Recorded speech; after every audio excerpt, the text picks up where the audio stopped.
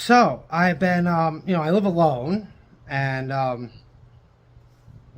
got lots of time, and I'm rarely ever bored. I mean, often I can't think right, and that makes me like not do anything or pace in circles for hours and hours. But I do get it together and actually get stuff done. And I wanted to tell you about my social media presence, and it's quite stunning, actually. I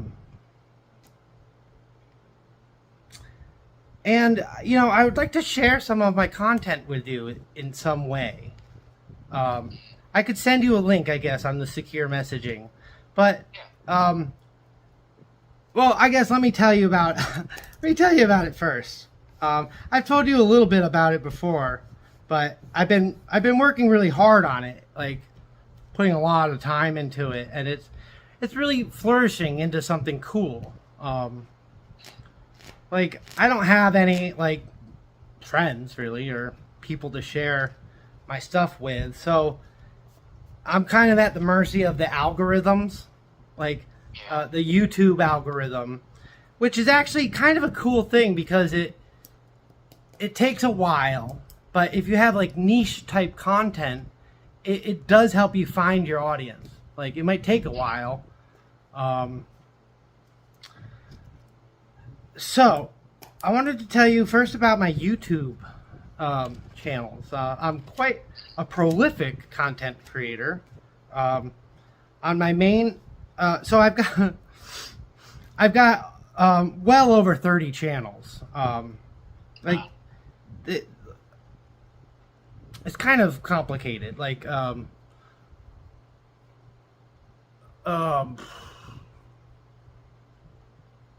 I guess before doing video creation, I was a really prolific writer. Like, I have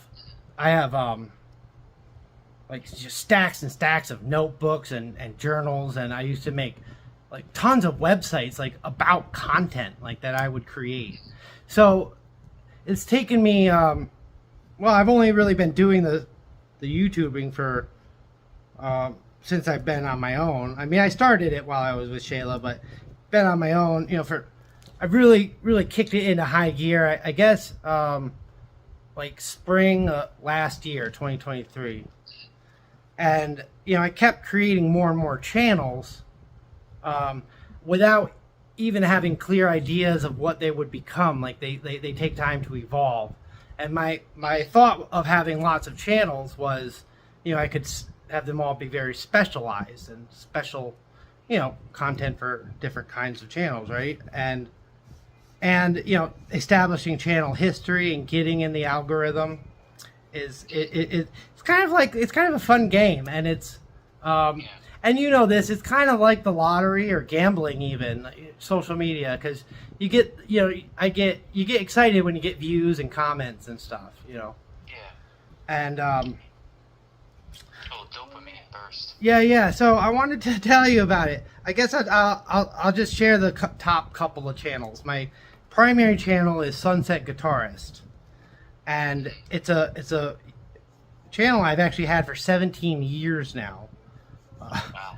since 2006, and That's like as long as YouTube has even been around. right. I know I've been using it. I'm really old, but that's my main channel, and I pretty much upload most of the content to that channel. So it's a bit complicated. It's got a lot of stuff going on. Kind of an eclectic channel. Yeah, but then all the other channels are more specific. So I've got my other primary two channels are ScienceGod, and that's is my most serious channel. That is the channel that is mostly exclusively about science and philosophy and theology and purpose and meaning and astronomy, the Fermi paradox. It's kind of like your philosophy. Right. Ways. So that's ScienceGod. I like that one. And then Oblivion Cocoon is my other like primary. That's like where I put all my good stuff. Fun fact: Shayla actually was insulting me one day, and she said, "You live in a cocoon of oblivion," and I was like, "Whoa, that's cool." and I made a channel out of it, and so that's where I post, my best content. And some of the other top channels are Sunset Piano, which is really blooming because I've been playing a lot of piano lately. And there's a sunset channel of just videos of sunsets. Sunset is really my theme, if you've noticed. I've got a sunset psychology channel. I've got wow, I'd have to look at the list. There's so many. It's kind of confusing to keep them all, and I've been modifying and working on them. So on my main channel, Sunset Guitar, I'm actually really proud of this because I just broke over 500 subscribers, which took a while, actually. I got 20 subscribers just since yesterday. So I'm getting better at whatever I'm doing. So that channel has almost 1,500 videos. Talk about excessive, right?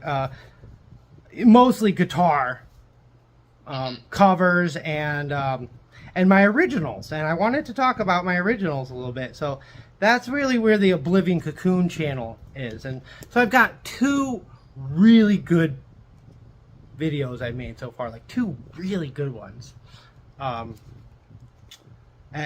maybe those, if I share anything with you, maybe I would share that with you. The one is actually, I'm super proud of this song. I wrote this amazing song. Like, it's like really, really good. Like, I didn't know I could write original songs. I had to practice hundreds of covers in order to build musical skill and whatnot. But I did so it's a parody kind of Billy Joel's "We Didn't Start the Fire," but in 2023. So it captures the zeitgeist. That's a good word.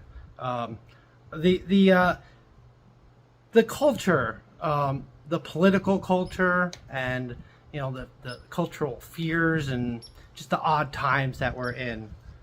If we have time, I'll even share some of the lyrics with you because they're a riot. It's a great song. Like, it's a really freaking good song. I'm really proud of it. And now I can do it. I can write more songs. Like, I didn't know I could be such a good songwriter. So I'm still kind of waiting for that one to get traction because, new songs, sometimes they don't even become popular while you're alive, which is sad. Like, it might be like a huge hit when I'm dead. I don't know. And then the other really cool video I'm proud of is I made a parody interview video. And this is kind of a niche subject, so you might have no idea what I'm talking about. But have you ever heard of To Catch a Predator with Chris Hansen? Yeah. Oh, yeah. All right. Yeah. Well, have you seen Hansen versus Predators? It was one that he made in like 2015. It's pretty old now. But there was this one guy on there named Jeff Sokol, and he brought a pizza to meet the child. And so I took the video of him interviewing Chris Hansen and I edited it and chopped it up. And it's funny because it took me over 2 years to conceive the idea and then write the script. And I wrote most of the script while I was in doing my master's. While I was in class, I was writing the script for this Jeff Sokol interview video because I could only work with whatever answers he gave. So I had to come up with creative questions, right? And so I made it like he's trying to marry a pizza, and it's really quite funny, I think. And who would have known? I'm actually quite good at comedy as well. The Coon Fire is the name of the song, the Billy Joel parody song. So the Coon Fire song is pretty funny too. And so, as I develop all the channels, like the ScienceGod channel, last week I told you I was working on, the video about the existence of free will, and I told you about Pascal's wager. And the week before I was telling you about how I was doing a video on chapter 11 of Mark Twain's Mysterious Stranger, where Satan is having a conversation with young Theodore. Ooh, that's a video I'd like to share with you. Ooh, that is classy. It's so good. I found somebody else that did a narration with some piano music, and I made the visual, and it's just right on. Like I'm getting. So it's taken me years to figure out how to do the channels, how to come up with videos, how to do editing, how to do channels. Like they're kind of complicated, the algorithm and the metadata and the descriptions and hashtags and. Oh yeah. I mean, just the fact that you can create the content, like writing a song, playing music, singing, or writing stories or comedy, and then like that's a whole set of skills in and of itself. And then it's getting it onto the internet, right? Channel creation and getting it out there. I mean, this is all a really cool hobby that. Yeah. I knew that you did some of this, but I didn't realize how big of a part of a life it was for you. Well, I got really not much else to do. I sit around and play guitar and piano all day anyway, so that's why there's so many good. Yeah, that's why there's so many guitar videos. But I would also mix in cute animal videos of my 2 dogs, and sometimes I would take other people's and modify them.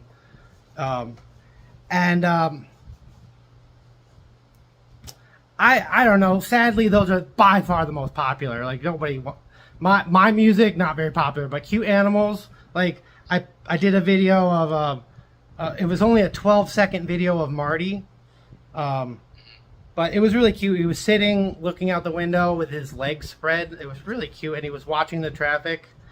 And I posted it, I think, about 48 hours ago, and just last night it ended up hitting the algorithm, and it got 10,000 views, and I got like 20 subscribers from it. Yeah, it's pretty satisfying because I like looking at the statistics, the analytics of the videos. And so I published one 12-second video, and within 2 days it has already racked up over 50 hours of view time.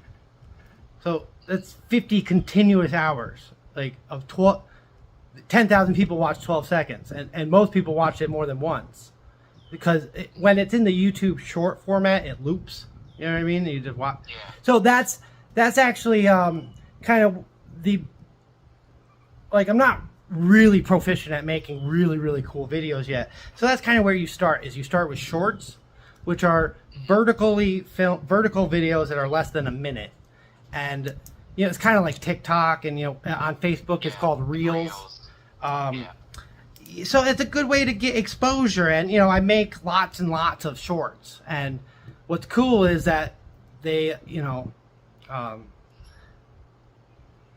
because a really good video, like if you have like a 10-minute video, that should be taking probably at least 10 hours to make one 10-minute video, right? Like you have to put a lot of time to get something really good quality that then a lot of people watch.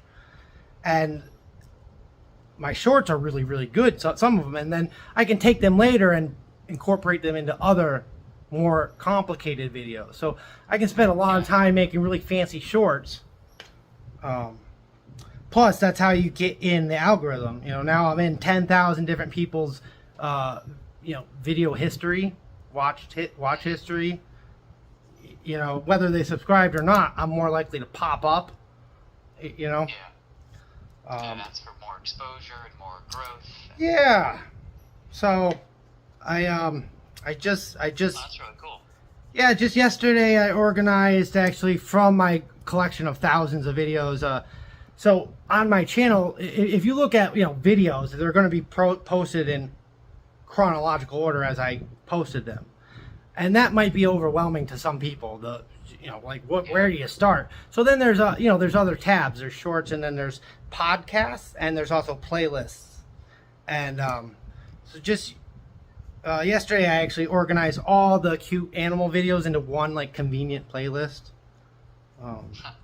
I could share that with you too. I mean, that's not even really about me so much, but it might make you smile. I mean, it's really cute. So I've got quite a few different things I could share with you, and I would prefer YouTube, but I'm also, if you prefer, I could share with you on Facebook, Instagram, TikTok, or Rumble. I do Rumble also. I don't know if I've ever heard of Rumble. Yeah, it's there's no rules over there. It's kind of nice. That's where I posted all of the the narcissistic abusive wife documentary series, which ended up being like 5-hour documentary. Pretty good, actually. Yeah, depending on how much time you're willing to watch some of my content, I would rather you watch the Coon Fire video or the Jeff Sokol interview, and then the Satan, the Mark Twain Mysterious Stranger video, or the Cute Animal videos.